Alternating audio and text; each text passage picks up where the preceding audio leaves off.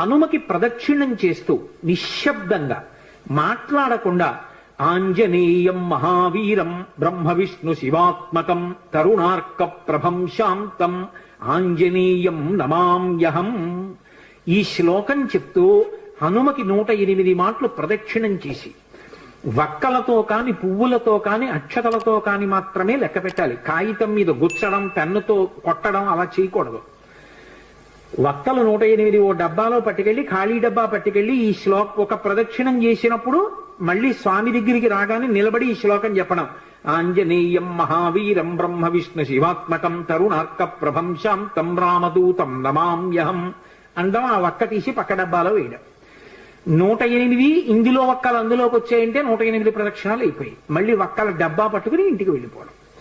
హనుమ యొక్క ప్రదక్షిణముల చేత ఆయన అనుగ్రహంతో ఎటువంటి కోర్కెలను కూడా ఆయన